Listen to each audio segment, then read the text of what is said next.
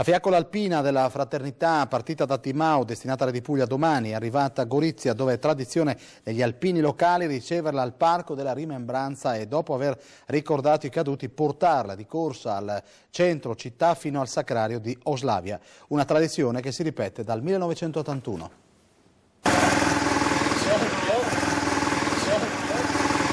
Ciao a tutti!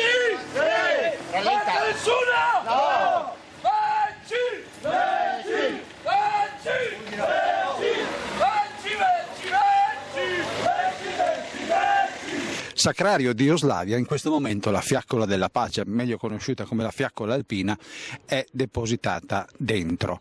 Qua abbiamo uno degli intrepidi che si è fatto la corsa. Intanto che corsetta è? Beh, è una corsa che facciamo tutti gli anni dal centro di Gorizia, dal Parco della Rimembranza fino al Sacrario qua a Oslavia. È una misura di 4,5 km circa che normalmente percorriamo in circa una mezz'oretta, diciamo. Come è nata questa idea? È nata da due amici, mio papà e il suo migliore amico, e hanno assunto me che ero alpino fresco, infatti la prima volta che è stata fatta sono venuti a prendermi proprio in caserma, mi hanno portato qua, abbiamo fatto la fiaccola, poi mi hanno riportato in caserma nel 1981. Eri proprio un boccia, come si dice. Sì, infatti quella sera mi ha anche disintegrato in sede dopo, come un vero alpino. E come è stata la prima esperienza? Tu hai visto che tu sei dall'81 che la fai, quindi sei uno di quelli che ha più esperienza.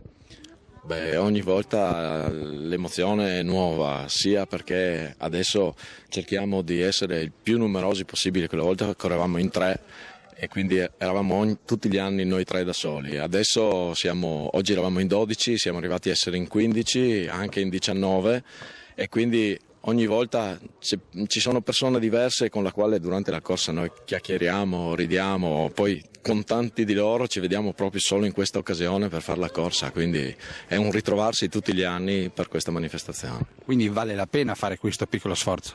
Sì, senz'altro, fino a che arrivo tutti gli anni sarò qua.